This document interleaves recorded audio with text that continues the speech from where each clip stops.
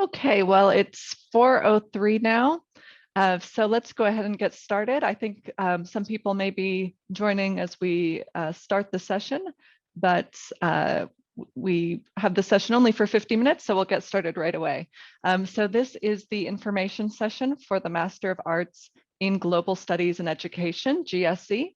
I'm Professor Liz Jackson. I'm the head of the Departments of International Education and the original program leader for this master's program. And I'm joined by several of my colleagues today, Dr. Stephen Chatelier, Dr. Tina Gao, and Dr. Ewan Ald. And I'll also have them introduce themselves in a few minutes. So today we will start with introduction to our team and then discuss a little bit of information about the university. If you don't know very much about the Education University, we'll describe the program in some detail so that you can, hopefully all of the major information you want to know we can describe and discuss, including a little bit of information about the classes. And then we will have plenty of time at the end if you have any questions that you'd like to ask us. So first thing I wanted to do is let you know a little bit more about who we are and who this team is, the Global Studies and Education team. So there are 6 key players involved with the team, and 4 of them are here with us today. So I'll start with myself. As I mentioned, I'm a professor at the Education University. And one thing I want to highlight is that this is such a global team. So our department is one of the most international and diverse departments in education, probably anywhere in the world. We have all come from different parts of the globe, and we all have varied international educational experiences ourselves. So I think we sort of fell in love with this field, and we fell in love with international education and global studies through our own personal process and experience through life. So I just want to highlight some of those dimensions of who we are as people, and who we will be as your teachers in the program. So for me, I grew up in United States. So I was educated there for my undergraduate studies. I went to, I had a few internships when I was a student in Mexico and in Turkey, and I fell in love with travel at that point. I did my master's in politics and democracy and education at the University of Cambridge. And then went back to America for my PhD. Since then, I worked for 2 years in South Africa in educational development. Sorry, I don't know what happened there. I worked in South Africa for 2 years in educational development, and then in 1 year in Abu Dhabi in the United Arab Emirates in education policy coordination before I came to Hong Kong. And I've been in Hong Kong for almost 10 years now. So I really love the place. So that's a little bit about me and my background. And now I want to give a chance for my colleagues to also share a little bit about who they are and what drove them to this field of global studies and education. So can I ask Dr. Tina Gao if you want to introduce yourself? Yes, right. Thanks, Liz. Hello, everyone. My name is Tina Gao. Just call me Tina if you like, okay? I was born in Northeast China, a capital city of the Shenyang province, where I got my first degree, bachelor's degree in Chinese literature and language at Teacher Education University. Then I came to the Netherlands. I got my master's degree in educational sciences at the University of Amsterdam. And then a short period of stay at the Leicester University of UK. And then I came to the University of Hong Kong for my PhD in sociology of education. So after graduation, I stayed there for a couple of years. And then I came to the Education University of Hong Kong here. So now I'm an associate professor in the Department of International Education. Nice seeing all of you today. Thanks, Tina. Now I'll ask Dr. Ewan Ald if you want to say a few words. Yes, thank you very much. Hello, everybody. So a little bit about myself. I'm from Scotland originally, which is a small country in the United Kingdom. I grew up there and did my undergraduate degree in philosophy, during which period I primarily focused on kind of European continental traditions. Then after completing that, I spent time working in Taiwan. I was studying Mandarin and became interested during that period in comparative philosophy and education. And then after a few more years living in Japan, I decided to return to the UK, where I studied comparative and international education, completed my PhD there as well. And during that period, I'd spent time coming in and out of Hong Kong, and I've now been here for 3 years. And currently my research is focusing on global governance and education, global education policy, and trying to understand different kind of worldviews and perspectives to enrich my own understanding. And hopefully that's something that you can learn and also contribute to the course if you join. So short introduction. Thank you. Thank you, Ewan. And now Dr. Steve Chatelier. Yeah, hi, thanks. Thanks everybody for coming. So my name's Stephen and I'm from Australia originally, and that's where I did my study, initially doing a BA in history and English before doing a master's and PhD in education. But I firstly trained as a high school teacher, and so I taught in Australia, but I also have taught high school in Kazakhstan at an international school there about 15 years ago. And then again in China, I taught at an IB school there as well. And so that early experience of teaching in Kazakhstan is one part of what got me interested in, I guess, more global issues in education. And so when I did my PhD, I was particularly interested in political and ethical dimensions of how we engage in education, both theoretically and in practice, in sort of a post-colonial era of globalization. And so that kind of is what continues to interest me in terms of my research and my teaching, is to think about how we engage in a world of difference and the various cultural and political negotiations and sort of sharing that takes place, and that how that influences education and how education can influence the world in turn. So that's me. Thanks, Steve. We have two other members of our team who aren't here today. One is Professor Mark Mason, and he is originally from South Africa, but has lived in Hong Kong for quite a long time.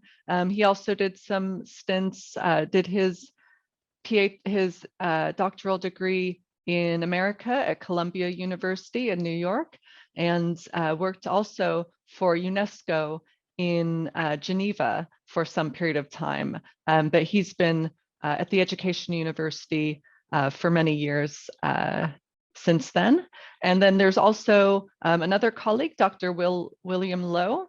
You can see his picture there, and he is originally from Hong Kong with an expertise in higher education and global higher education. So that's a little bit about us. So you know, and I think we all really enjoy collaborating together to sort of compare our experiences, since we have experiences working in so many different places. So if you don't know much about the Education University of Hong Kong, here's just a few very basic aspects about it. It is the major place for teacher training and for education in Hong Kong. And it was previously called the Hong Kong Institute of Education for many years. It gained its university status, I think 6 or 7 years back.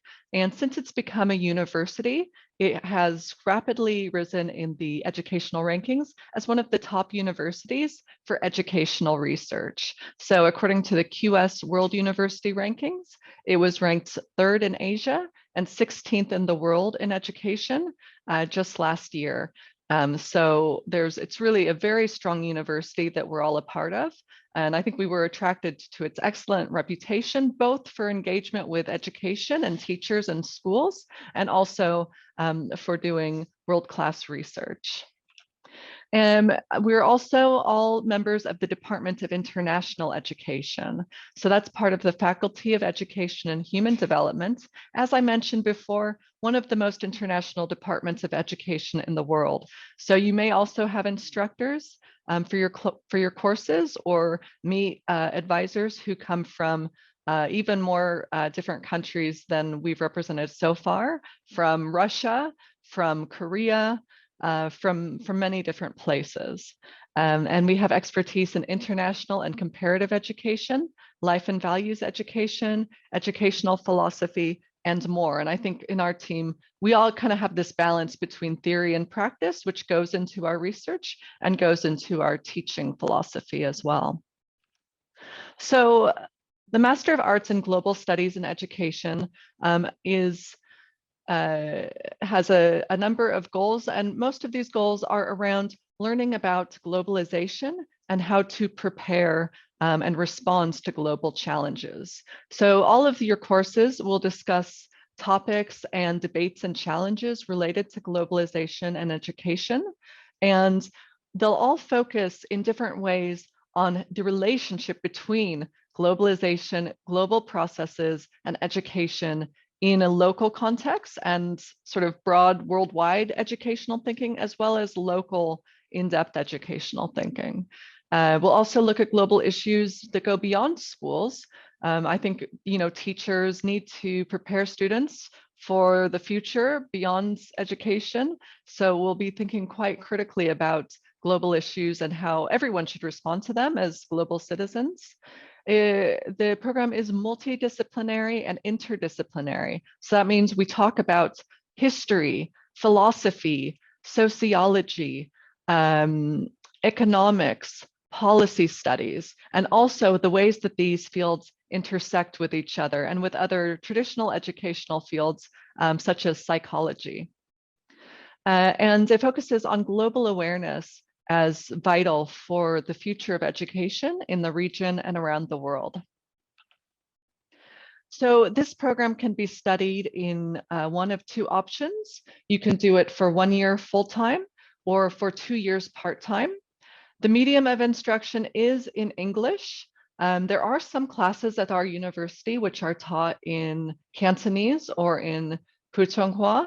And some of our teachers are comfortable speaking Cantonese, Putonghua, and other languages, but in general, courses are in English.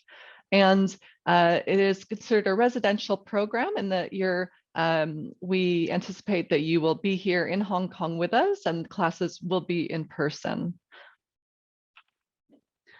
Admission requirements, if you haven't already applied, you should know that we do expect that applicants have a bachelor's degree or equivalent qualification. We ask the applicants submit a personal statement and letter of recommendation. And that personal statement is just for us to get to understand why you're interested in our course. So it can be a statement from your heart, it doesn't need to be a formal academic essay. We may interview candidates, but I think that's actually quite unlikely. Just to share with you, probably will mostly just be, if we do something like an interview, it will just be by email, I think, in this case, but we may not do interviews actually. And we do have requirements for making sure that you're comfortable learning in English. If you're coming from for your bachelor's degree, if that was from a system that was non-English speaking. So if you come from a university in China, then you might need to also look up the English requirements. And so these are sort of the basic requirements. So one of these options is necessary to check that you have strong enough English language. So IELTS 6.0, grade C or above in GCSE, GCE. TOEFL score of 80, and you can use the internet-based test for that. Band 6 in the CET with a total score of 430 or above, or other equivalent qualifications. So feel free to double check if you need to know more details about that with our program staff. We also have with us today Ms. Emily Mong, who is the administrative officer who's helping us with the program. So she can answer some of the nitty-gritty questions if you want details about those qualifications. So this program has 4 aims when it comes to what we hope to develop and cultivate in the students who take this program. First, to attain a systematic interdisciplinary understanding about the field of global studies and education and the theories and ways of thinking associated with that. So as I mentioned, it's really about the interplay of globalization, global processes, and what teachers do and what students should learn at schools. To identify and respond to global issues and challenges impacting education across subject areas and educational levels. So whether it's about PISA scores and math classes, or English language, kindergarten to university, we're all impacted by globalization, so that's of interest to all of us. We have the third goal to articulate the relationship between the global and the local and consider how global experiences shape local lives across diverse societies. And finally, to reflect on the complexity of local and global educational histories and alternative futures through classroom-based and independent inquiry. So in terms of the program structure, full-time students will take all their courses in 1 year. There's 8 courses required. So you'll take 4 courses in the first semester and 4 in the second. 2-year part-time students are expected normally to take 2 courses per semester for 2 years. That's the standard thing. Sometimes you can go a bit longer if you need to. There are 4 required courses. 2 of the required courses offer a foundation to understand and start exploring global studies and education in terms of theory, practice, and policy. And 2 core courses focus on developing students as scholars in the field through writing and communication, and on gaining more advanced theoretical knowledge. So we have really thought quite hard while planning this program to make sure that it's about developing student skills, whether you're interested in developing yourself as an educator, or if you're interested in developing yourself as a scholar. Maybe you're interested in doing doctoral studies in the future. We have one class which is really focused on writing and skill development, which is essential to succeed in all of the classes and to develop yourself as a scholar. And finally, there are elective courses which juxtapose diverse experiences with education around the world and go into all sorts of different areas, looking at education borrowing, educational futures. There's an option for an independent project, and so on. So you can see here the 4 required courses are research and writing in global studies, local education in a globalized world, contemporary global challenges, and key issues in education in a global context. And then you can see that there are 6 electives to choose. So you can look at global governance, inequality, higher education, international development, education futures, the history of modernization and development, or complete an independent project in global studies and education. We will use quite diverse methods of teaching and other facilitation for you to learn in different ways throughout this program. So all of our courses will have online components, and I think all of us are very comfortable now working with all kinds of technology, which can be both useful just to have a course page with resources, but also interactive ways of interacting and expressing yourself through online modes of participation. We focus on theory, practice, integration, creative experimentation, and collaborative intellectual inquiry. There will be in-depth explorations in geographically and educationally diverse settings. So we will talk a lot about education in China and Hong Kong, but given our knowledge of education in a larger array of areas, we'll also be discussing possibly education in Europe or North America or Australia. Activities are designed at the course level, as are the assessments. So each course will have different kinds of assessments. They could be essays, group presentations, other kinds of projects, case studies, and there will also be a lot of group discussions in classes, not just lectures by a teacher, but also discussions where we can also compare our experiences with each other and learn more that way. So it'll be very dialogical in many classes. And all assignments are marked against course-specific rubrics, and you'll get all of that information for each course at the beginning of the course. So I wanted to give you a little bit more details about a few of the courses, just to give you a more in-depth understanding. So I would be teaching next year the course on research and writing in global studies and education. This course will focus on entering the world of global studies and education and joining the scholarly community. As bachelor students, maybe you read from textbooks, or the goal is just to receive a lecture, receive readings, and just learn that.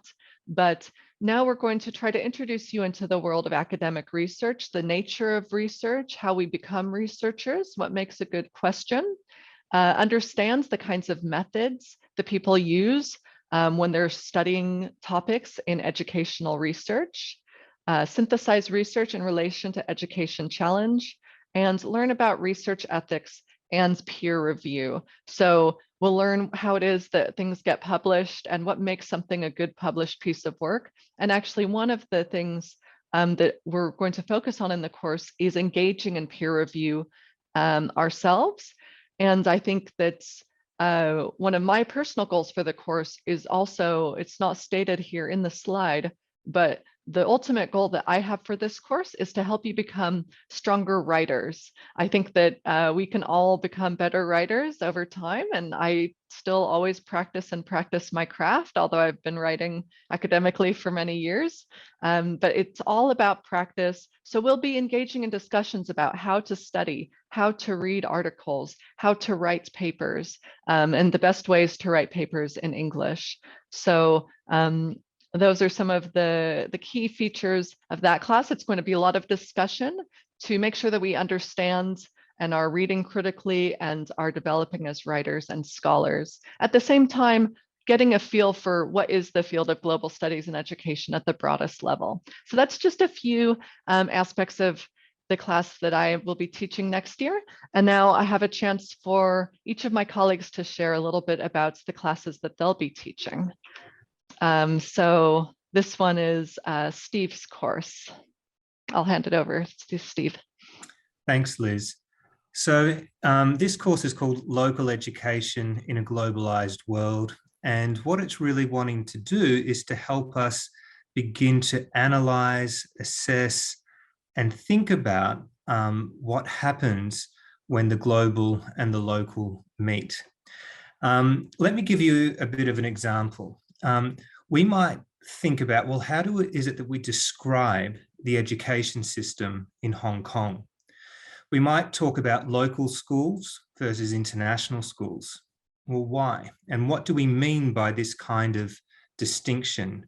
What is it that constitutes the local in local schools and the international in international schools? So to stick with schooling for the moment and this system in Hong Kong, we might ask, well, is the schooling system in Hong Kong actually Western or European as a result of British colonialism? Or has the growing influence of international schools in an era of globalization led to a westernization of Hong Kong students? So has this imposition of sort of global forces through history destroyed the traditional model of Chinese education? Or might it be that the way in which education is thought about and done in Hong Kong a result of an ongoing negotiation between what we might call Western and Chinese influences? Is it actually something that is just simply distinctly Hong Kong? So this is just some of the kinds of issues and the kinds of questions that we want to open up. What kinds of policies and practices related to education, whether it's at the schooling level, universities, or national and transnational systems, how do they involve some kind of negotiation between, say, local interests and global agendas? How is it that power functions within these relationships? So we want to actually question the ways in which we think about and talk about the very notions of the global and the local. And in doing this, we will have assessments that will include things like case studies, where we look at ways in which, say, a local system or even a particular school or a set of policies in a particular country might respond to a global education agenda, whether that's something like the OECD's PISA reports, or whether it's through education aid and development that's been given by a big global actor like the USA or Hong Kong or China or whoever. And you'll also have opportunities to continue to develop your writing skills and your reading skills that you will have been doing in Liz's class by having opportunities to write essays and to work together collaboratively with your peers to learn from each other's experiences in different parts of the world or in different parts of this region as well. Thanks, Liz. Thanks, Steve. We'll go on to the next class. Inequality in education. I'll hand it over to you, Tina. Thanks, Liz. Okay. Let me introduce this one of the electives, Inequality in Education under the Master Program Global Studies in Education. I think this course gives an emphasis on globalization, diversity, and equity and equality in education. You might have known globalization has brought both opportunities and challenges to education. Then talking about opportunities alongside the process of marketization, privatization, and decentralization. So today, it seems that parents have more options and the schools have greater autonomy and perhaps, become more effective and competitive. But on the other hand, the increasing migration and human mobility have resulted that our schools today become more and more diverse, right? Say if I use the education in Hong Kong as an example, today, if you step into a local school, either at the primary or secondary level, and you might run into students who do not speak Cantonese as a first language, right? So we have linguistic minority students in your classrooms. And then diversity or difference, becomes a major challenge faced by schools and teachers who got used to teaching a homogeneous group of students. Without proper approaches, to address diversity, our schools can become more and more unequal. So unequal between schools, between elite prestigious schools and less elite schools, and unequal inside a school where a certain group of students, normally minoritized students such as racial, ethnic, linguistic minority students, refugee students, immigrant children, those students will become more vulnerable in education system, okay? So those topics will be covered in this course.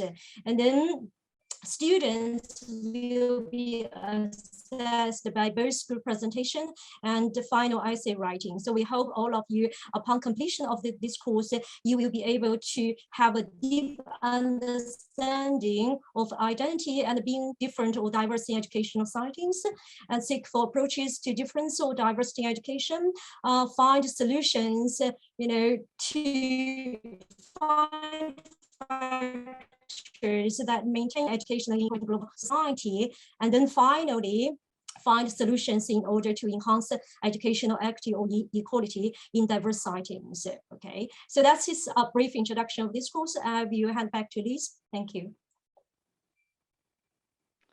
Thank you, Tina. And last but not least, Education Futures. Thank you very much. That's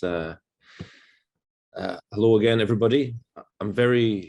I'll try to keep this short, but I'm very excited that we've been able to include this course within our program. It's something that has emerged as part of my own kind of academic journey and now I think is also kind of central to international agendas, academic discussions, and so on.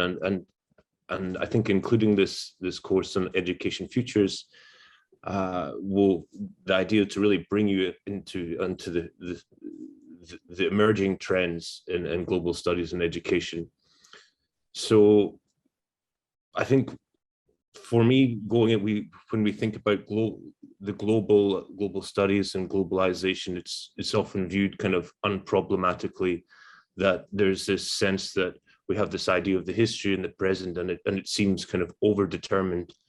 And part of this course is trying to look back over the histories of the future to the present, and also, thinking about in some respects where we might be going, but also trying to keep other possibilities open. So some of the emerging trends, I'm sure in your daily life you'll be quite well aware of: rapid advances in technology and digital transformations of societies and schooling. How do we deal with these? Climate change, Stephen, my colleague, mentioned post-colonial, decolonial theory. We've got really trying to reimagine what it means to live in the global society. We'll look at an entry point for the course is, of course, these empirical changes. So it's grounded in that respect, but also in geopolitics. So with UNESCO recently released their Futures of Education report, we've got will be kind of that's our entry point in that respect. So what we'll like to do is to look at these what we can see empirically, but to challenge, to kind of push the envelope theoretically. So we'll draw on insights from a range of fields, science and technology studies, philosophy, anthropology, and scholars who are re-articulating the boundaries between real and fictive worlds in more expansive ways. So what we'll try to do is to really push you theoretically to take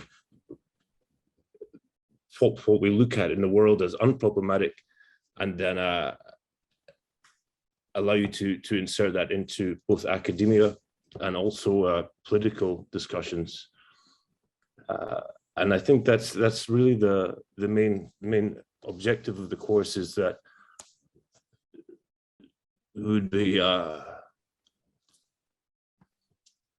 I think that's it. So it's how can you understand the present, what kind of futures seem probable, and also what seems desirable. And that's really, that's the kind of the main objective.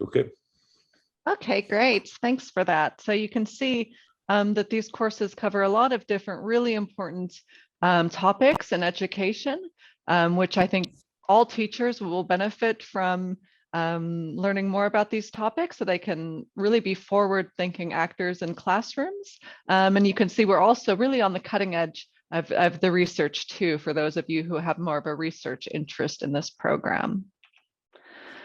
So the one thing I didn't mention yet about the university is that the campus is just beautiful. So if you haven't been to this campus, you will really love to discover how nice it is. So all students, so you have resources available to you that are based in the Department of International Education with all of us colleagues and our collaborators and our networks. Also within students as faculty of education and human development, but then you're also part of the university community. And the university community is a great place to connect with all kinds of different students and academics in a wide array of fields. And we have outstanding resources on campus for student support and other facilities. So we have excellent state-of-the-art libraries and technology setups and people to help with technology where and when it's needed. A variety of services provided by the Office of the Chief Information Officer, the Center for Learning, Teaching, and Technology, and Student Affairs. Additionally, we have nice sports centers. So you can also go to the gym on campus. And if you like hiking, I think Hong Kong and the university also attract people that love walking and hiking. That's what I like to do. You've noticed in all of these slides, the beautiful nature on the campus. It's set in a very nice, peaceful part of Hong Kong, which is just perfect for studying and reflection. So important details. The tuition fee, I think you've seen this in other materials. It's the same for full-time and for part-time students. They're not normally refundable or transferable. We are planning to start this program in either late August or early September. And you can apply now. I'm not sure how many of you have already applied, but do apply right away. We hope to start planning for next year as soon as we can. And we will touch base with students after they've applied to let them know where we're at with making our decisions. We hope to respond very, very quickly to any inquiries you have. Do feel free to ask questions today to all of us, any of us, and feel free to reach out through email. There's I don't think I put it on this slide. I'm not sure if I put it on. Yes, I put this on the last slide. So you can see here, beautiful view of campus, and you can see the email address for the program. So feel free to reach out at any time. And now I think we have a bit of time. If you want to raise any questions now, that would be great while we're all here together. So thank you so much for joining us today. And now I'll open it up for any questions. And if there's anything else my colleagues want to add, if I forgot to say anything about the program or the university, feel free to jump in.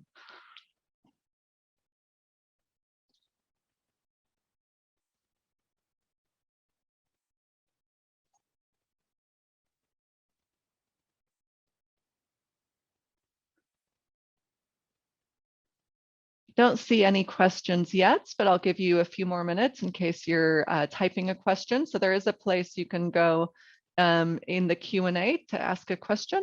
Oh, great! I do see one question from somebody. It says, "What is the background of students who apply for this program? For example, what major is the undergraduate degree of the selected applicants?" That's a great question. Thanks so much for raising it.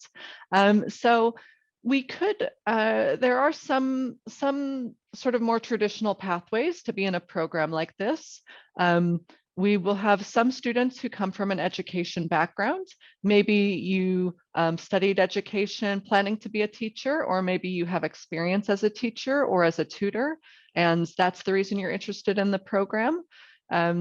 Other people might have a background more in international relations or international studies, but then they decide they're interested in education.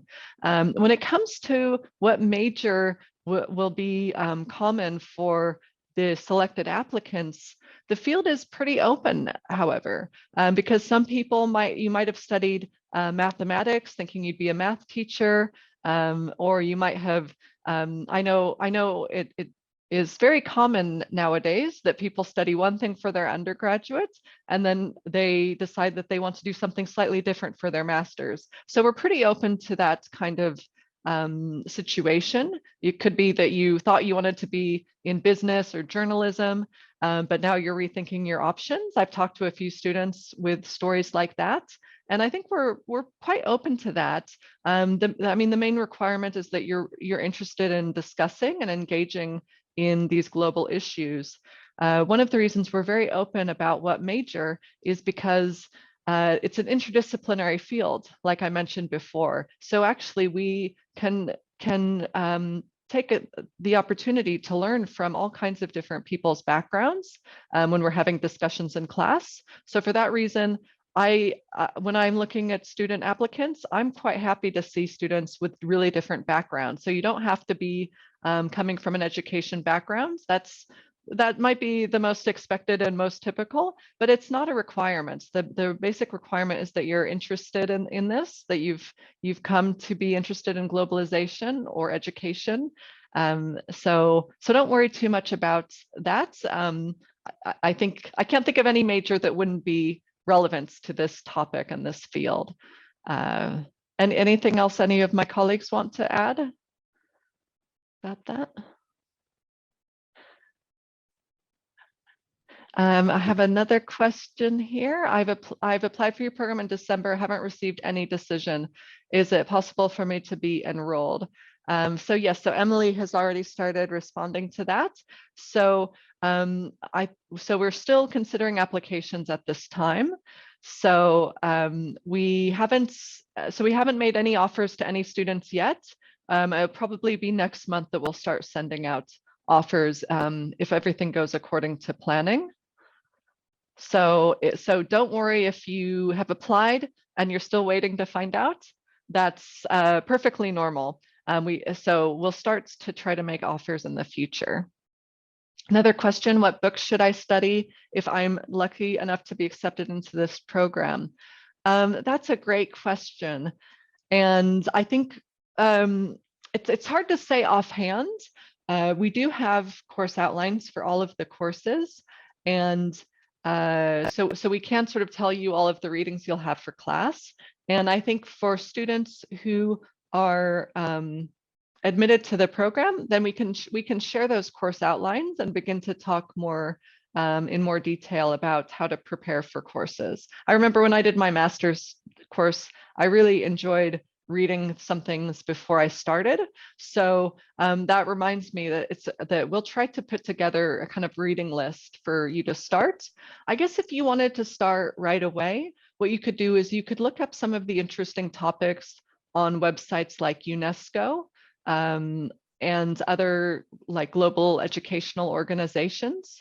That would be one place to start. Do any of my colleagues have any idea about what would be the most essential reading? Yeah, Tina? Right, I think, just to, add a little bit on these responses at EDU-HK, students are very well supported. We have the Moodle platform. So prior to the beginning of each lecture, the reading materials will be prepared and uploaded onto Moodle for students reading. And also at the beginning of each course, the course outline, course schedule, everything, regarding, assessment components will be uploaded onto Moodle too. So students really have multiple opportunities, to interact with teachers and with classmates through Moodle, face-to-face, and through other learning opportunities. Yeah. Thanks for that, Tina. Okay. I could add, specifically, for example, with regard to the, the Education Futures course, for anyone who's planning on joining us, what you could do in advance is UNESCO have recently published their Futures of Education report. That's something that you can access and download online just to kind of prepare you to help you ease into the debates as they're unfolding. Within the course, we'll utilize a range of sources from conventional, historical sources. We might do some archival research, policy reports like that, but also we'll draw on literature, film, and popular culture. So, of course, there'll be a kind of what you might expect as a standard reading list, but also I will try to kind of develop a more expansive understanding of what a research resource is. So hopefully that, I think hopefully you'll find that stimulating and also rewarding. Thanks, Ewan. Yeah, I think that's something similar, but with your course and with the academic writing course, is I'll also try in that class to introduce you to both the traditional academic research literature, but also some policy reports and talking about how to read and use these different sources. And I think that's another thing that this master's degree is all about, is learning how to read materials, how to identify good sources, and that kind of thing.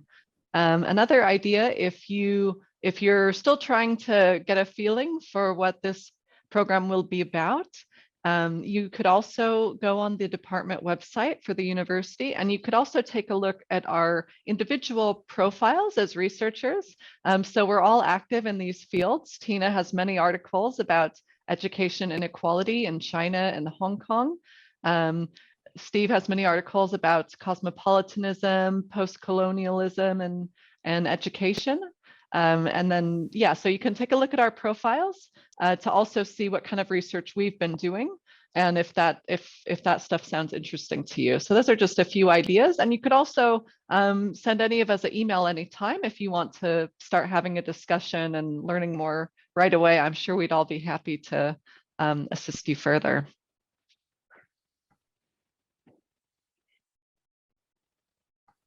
Any other questions? I think we just have a few minutes left, but you can also send us an email later if you want to. I think normally the emails will go to Emily, but then if it's something that's easier for me to answer or for one of the other colleagues, she'll send the email to us if you use this email address.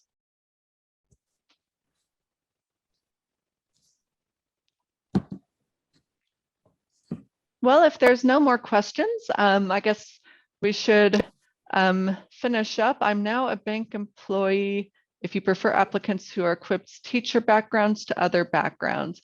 I think it's not necessary to have a teaching background. We've actually had students before who worked in banks, but maybe they work in like education, like training for banks, for example, like maybe you're the diversity manager at the bank or you're involved in the training. So that would be perfectly fine. How many full-time students are selected each year? We're hoping to get about 15 to 20 full-time students and 5 to 10 part-time students, but it depends how many apply in each group. So it should be about 20, a total of about 25 students total. So it'll be a fairly small group, so you can all get to know each other in the program. Yeah, and going back to the other question, yeah, people can come from a variety of sectors. Education is important even for people who aren't school teachers. If you're in training or vocational area of a business environment, you'll find these courses relevant as well when it comes to understanding globalization and its impact on various processes and procedures. So we think about education quite broadly.